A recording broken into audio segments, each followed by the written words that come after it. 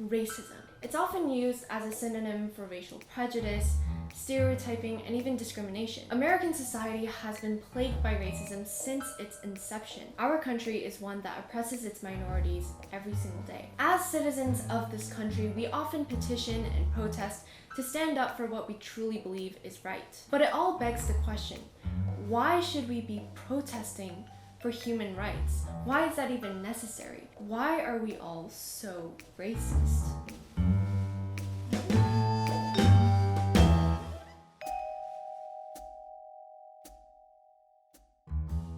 Let's start by defining prejudice. Prejudice of any kind is an unjustifiably negative attitude toward a group of people. So racial prejudice is any unjustifiably negative attitude towards a certain racial group. Now, prejudice stems from stereotypes, which are general overviews or images or ideas of certain groups of people. Stereotypes might seem harmless, but they actually do have a negative effect. There's this phenomenon called the stereotype threat. Basically, when people are reminded that their social group is stereotyped in one way, that person will actually conform to that stereotype. For example, if you remind somebody that their social group is academically incompetent and they take a test, their performance on that test will actually decrease. Now, when we are repeatedly exposed to certain stereotypes, our brains will actually strengthen the connection between the neurons that process that information. This is due to something called long-term potentiation. Our brain processes information by communicating messages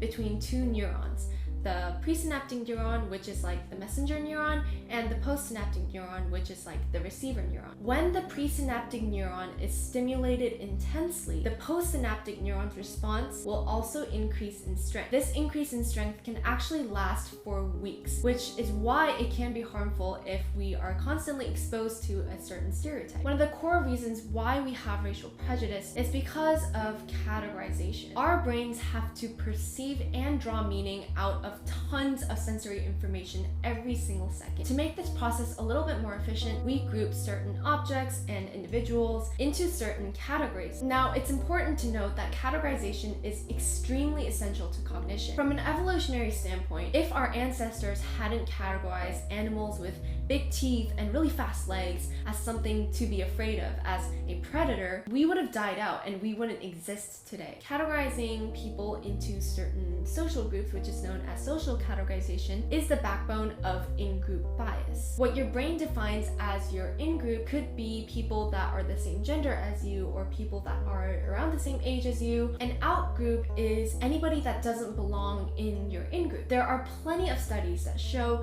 that when we are exposed to somebody from an out-group, our amygdala, the region in our brain for fear, gets activated, meaning that we are essentially afraid of people that are different from us. Here's a term you might recognize: implicit bias. In this context, implicit biases are unconscious mental associations of certain qualities with certain social groups. We develop these implicit biases as children. And here's the catch: it's not because we are purposely taught these implicit biases. In fact, toddlers can actually catch on to nonverbal displays of implicit biases in adults. Nonverbal in this case meaning leaning forwards or having a slight change in tone of voice. Not to mention thousands of negative stereotypes that are actually the roots of implicit biases permeate through our media and society every single day. That's why we always hear people saying, oh, you know, it's so important to be actively anti-racist and to teach your kids, even if you're not a person of color,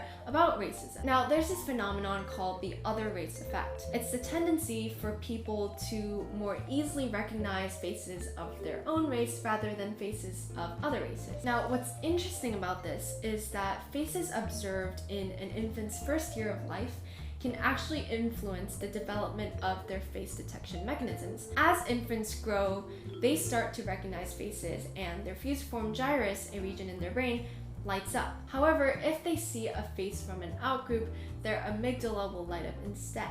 Exposing infants to faces of other races in their first year of life might actually help to lessen the divide between in-group biases and out-group biases. But even above all of these racial biases, and prejudices, here is a reason why racism is so harmful. And I'm not even talking about police brutality or poverty. Racism actually causes health issues. When people feel that they have been left out of a certain in-group and they feel like they are being constantly attacked by them, they will have chronic stress. And when we're under stress, our bodies will release cortisol, which is a stress hormone. And excess cortisol release can actually put people in risk for things like depression, or diabetes, or high blood pressure, or reduced immune function. Racists are also going to be suffering from high cortisol levels because they're always going to be living in fear of somehow being attacked by their outgroup. So by being a racist, you're not only putting other people's lives in danger, you're also risking your own life. Now, in response to everything that's been happening lately,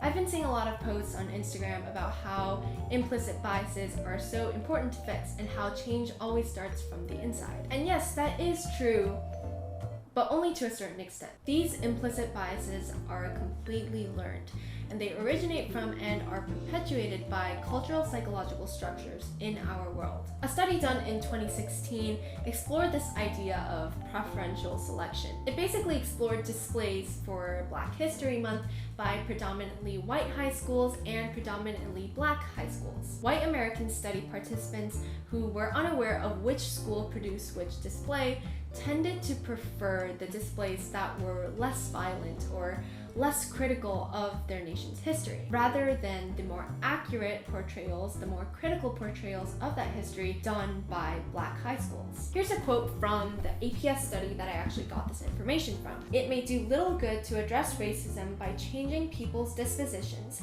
if they will return to the same racist worlds that constituted those dispositions in the first place." Change must occur at the systemic level because these cultural psychological structures in our world are the very origins of our own implicit biases. It's our duty as Americans to be aware of what kind of ideals our country holds and how we can shape the future to be better.